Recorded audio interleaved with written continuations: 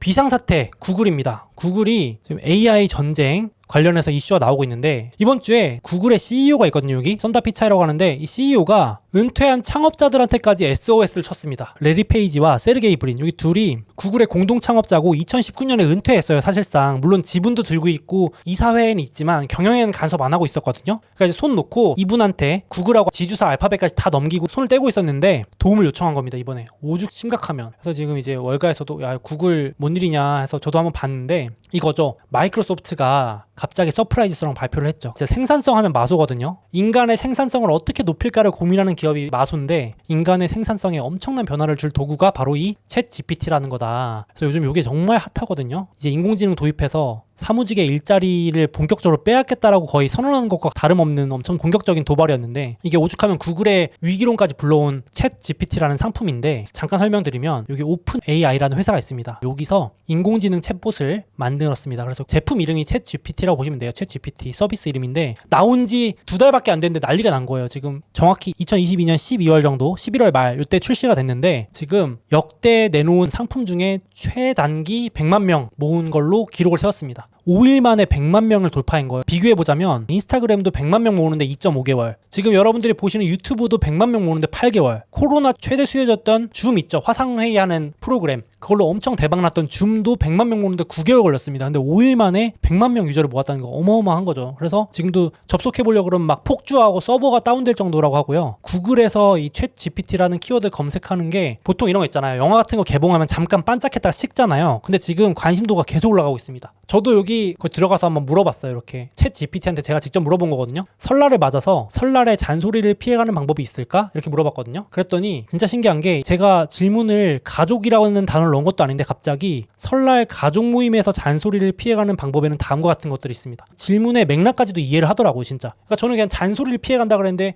딱 잔소리하면 가족 모임에서 나온다는 그 맥락까지 다 파악을 하는 거죠. 그러면서 솔루션도 되게 정확해요. 그래서 한 가지 웃겼던 게, 이야기를 바꿔주는 것도 좋은 방법입니다. 잔소리가 나오기 전에 이야기를 바꿔주면 잔소리를 피할 수 있습니다.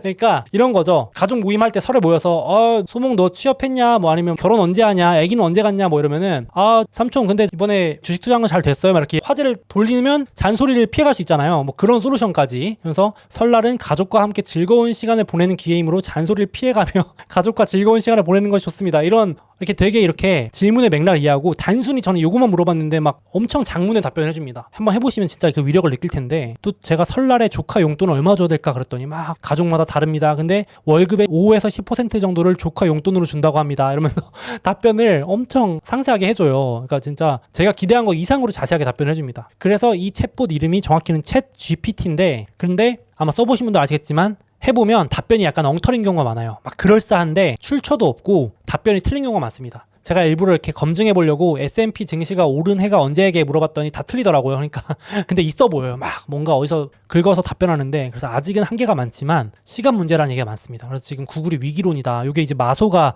투자해 놓은 회사거든요. 그래서 이게 지금 상당히 센세이션한데, 오죽하면은 이 위력이 어느 정도까지 갔냐면, 이 인공지능이 쓴 논문이 나온 거예요. 논문이 네이처 들어보셨죠? 막 학계 있잖아요. 여기서 발칵 뒤집힌 겁니다. AI가 쓴 논문을 인정해야 되나? 논문 저자로 등재해줘야 되냐, 인공지능을. 막 이런 것도 지금 학계도 난립니다. 그래서 이번 주에 세계에서 가장 권위 있는 학회 중에 하나인 국제 머신러닝 학회, 이런 데서는 아예 챗 GPT를 못 쓰게 막았습니다. 인공지능 활용해서 논문 쓰지 마라. 거기다가 교육계까지 패닉을 합니다. 지금 이 제목에도 AI에 농락당하는 미 대학. 한국도 시간 문제. 아직 한국은 이게 유명해지지 않아서 그렇지, 제가 봤을 때는 이거 들어오면 난리 날 것 같거든요. 대학생들이 인공지능 이 챗 GPT라는 걸 통해서 숙제를 다 끝내는 거예요. 그러니까 물어보면 다 논문까지 다 써줍니다. 그러니까 대학 교수님이 A4 용지 한 장 수준으로 써와 그러면 제가 이 챗 GPT한테 A4 용지 한 장 분량으로 답변해줘 그러면 바로 해줍니다. 그럼 제출 그냥 하면 돼요. 그리고 심지어 한 대학에서는 철학 주제로 가장 잘 쓴 글을 뽑아서 낭독을 했는데, 알고 보니까 이게 챗 GPT가 활용된 거예요. 그러니까 대학생들이 전공 수업에서 철학 관련 주제로 글을 쓴 것보다도 인공지능이 더 잘 쓰는 거죠. 그러니까 오죽하면 뉴욕시는 이 챗 GPT 쓰지 마라, 접근 차단 발표까지 했습니다. 교육계가 지금 난리가 난 거죠. 이런 식으로 곳곳에서 논란이 일어나고 있는데 이제 문제화가 된 거죠. 그런데 더 심각한 거는 곧 있으면 나옵니다. 차세대 챗봇이거든요. GPT-4 이제 네 번째 버전인데요. 얘는 지금 루머로 도는 게 이제 인간인지 로봇인지 구분할 수 있는 단계를 넘어섰다. 이 테스트가 뭐냐면 튜링 테스트라고 합니다. 이 튜링 테스트라는 걸 통과하면 인간인지 로봇인지 구분을 못할 정도에 이르렀다라는 검증 테스트 같은 건데 지금 루머로까지 돌고 있어요. 이게 쉽게 말해서 구독자 여러분이 채팅하는 상대가 인공지능인지 사람인지를 구분할 수 없는 단계까지 도달한다는 거죠. 이 나오면 엄청나게 무서울 것 같은데 아직도 부정확하고 오류가 많습니다라고 하실 수 있지만 발전 속도가 점점 빨라집니다. 이 알파고 나왔던 게 벌써 2016년인데 구글 건데 이 마소가 투자한 GPT가 점점 발전 속도가 빨라집니다. 3가 2020년, 3.5가 작년 12월 2년 만에 나왔고 곧 있으면 거의 3개월여 만에 다음 단계가 나옵니다. 이게 지금 구글이 최대 위기로 보고 있고 경계하고 월가에서도 이거 나오면 어떻게 될까를 초미의 관심사로 보고 있는 부분입니다. 그래서 방금까지 소개해드린 기술을 가진 회사에 마소가 조용히 투자를 해온 겁니다. 잠깐 설명드리면 이 오픈 AI라는 회사는 2015년에 설립이 됐습니다. 여기도 일론 머스크가 끼는데요. 참 여담이지만 머스크는 도대체 어디까지 이 미래를 보고 한 건지 몰라도 안 한 게 없을 정도로 이 엄청난 기술을 가진 회사를 공동 설립합니다. 2015년에 일론 머스크와 현 CEO인 샘 알트만이 2015년에 이걸 설립해요. 그래서 막 인공지능 개발하는데 이때부터 마소가 좀 이따 접근을 해옵니다. 원래 이거 목적이 비영리였거든요.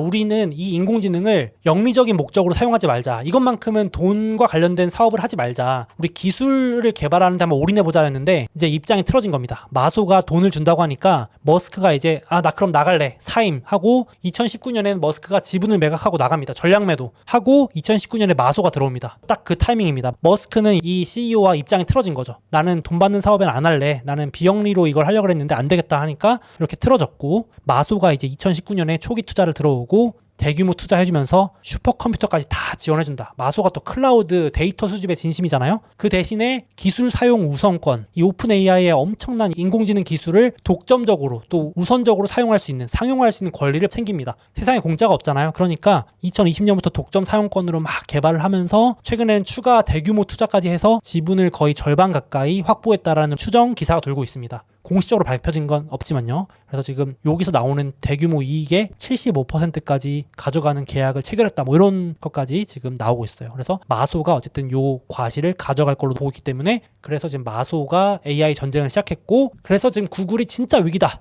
라는 얘기가 나오는 겁니다. 지금 비상경보, 코드 레드까지 발동을 걸고요. 구글 CEO가 혼자서 안 되니까 창업자들까지 다 소환해서 이미 비상회의를 했다고 밝혔습니다. 몇 번의 비상회의를 레리 페이지와 세르게이 브린과 했다. 그래서 수차례 비상회의 했는데 마소가 당장 3월부터 출시를 하니까 안 되겠다. 구글도 그동안 내부 검토만 하던 거 다 승인했습니다. 20여 건의 AI를 활용한 제품들을 무더기로 쏟아내겠다고 발표를 한 거예요. 구글도 뒤따라서 이제 검색 엔진에 챗봇 기능을 추가할 걸로 보이는데 여기 보시면 세 가지 위기입니다. 첫 번째, 검색 시장. 20년 동안 검색하면 구글이었잖아요. 전 세계 검색 시장의 점유율 92.2%가 무려 구글입니다. 정보량이 압도적이잖아요. 그리고 2위에 있는 게 마이크로소프트. 혹시 빙이라고 아시나요? 빙?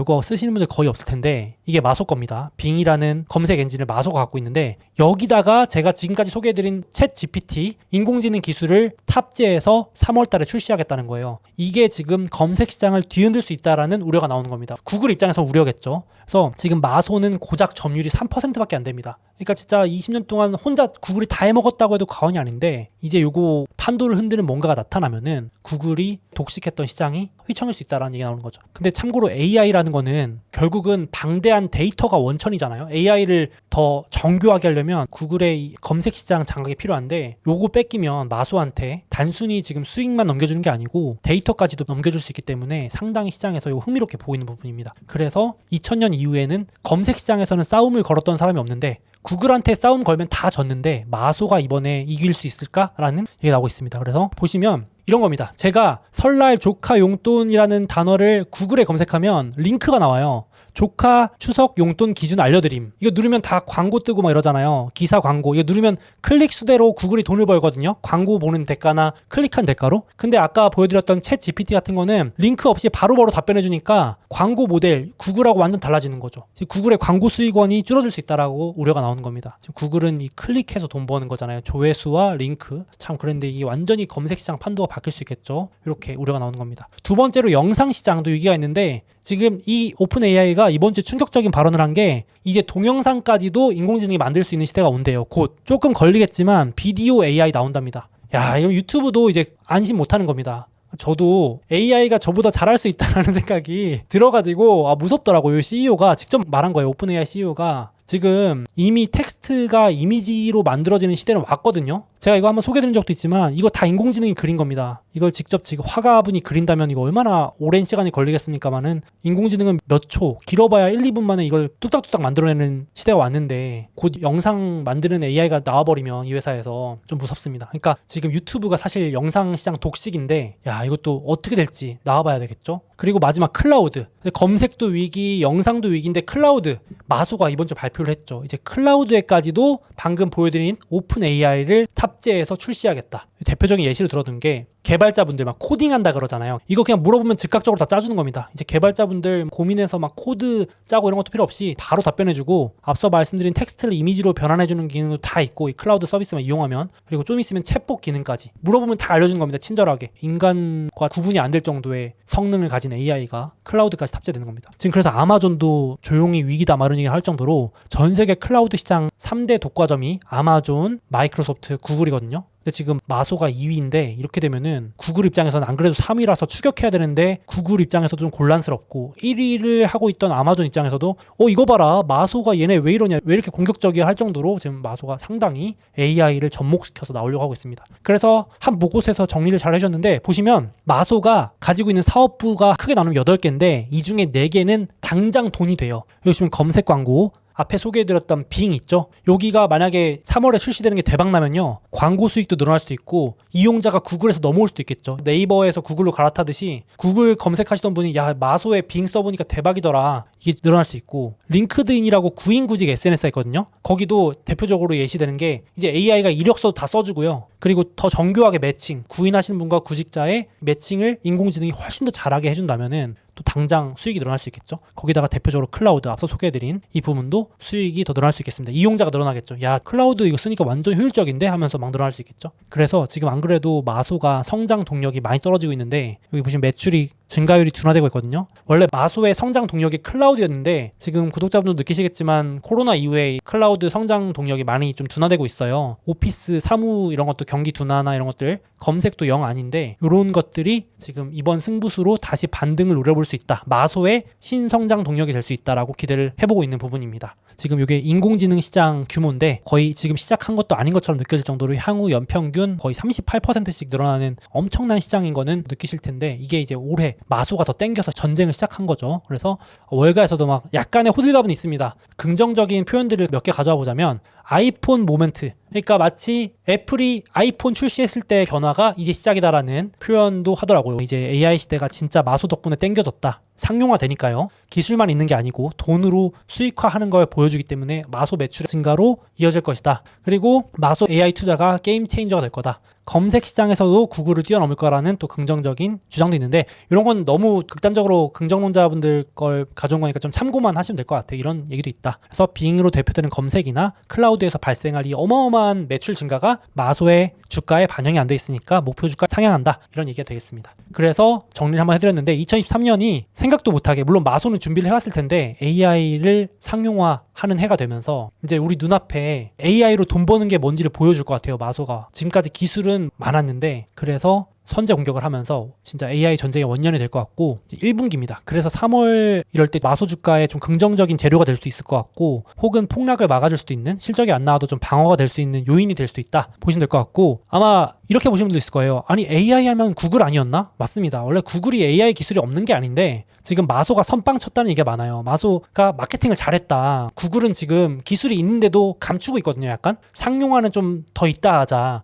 왜냐하면 섣불리 내놨다가 이게 부작용 나면은 오히려 더 문제가 될 수 있으니까 그래서 구글은 약간 조심했던 부분이 있는데 지금 뒤늦게 막 20여 개 신제품을 공개하겠다고 밝혔어요. 뒤늦게 입장 다 바꿨습니다. 계획을 다 뒤집었대요. 참고로 구글이 AI 얼마나 진심이었으면은 지금 현재 CEO도 AI 퍼스트라고 외쳤죠. 몇 년 전부터 2018년인가 19년부터 이미 AI 퍼스트를 외쳤던 사람이고 구글의 창업자 레리 페이지는 이미 2000년에 구글이 최종적으로 도착할 곳은 AI라고 외쳤던 사람이에요. 그러니까 구글이 AI 하면 절대 기술이 없는 회사는 아닌데 지금 이렇게 마소가 훅 들어왔습니다. 훅 공격을 해서 구글도 앞당겨서 뭔가 많이 보여주지 않을까 싶습니다. 대표적으로 구글이 스스로 생각하는 로봇이라 그래서 공개한 게 이미 작년이거든요. 이 로봇한테 지금 콜라를 탁자에 쏟았는데 어떻게 하면 좋을까요? 라고만 그냥 물어보면은 이 로봇이 알아서 생각을 해서 탁자에 이 행주를 가져와서 치워주고 콜라를 알아서 버려주는 이 장면입니다. 그러니까 옛날에는 콜라 치워줘, 행주로 탁자를 닦아줘 였는데 이제는 어떻게 하면 되겠니라고 상황만 주면 알아서 다 생각해서 반응한다는 그 자료입니다.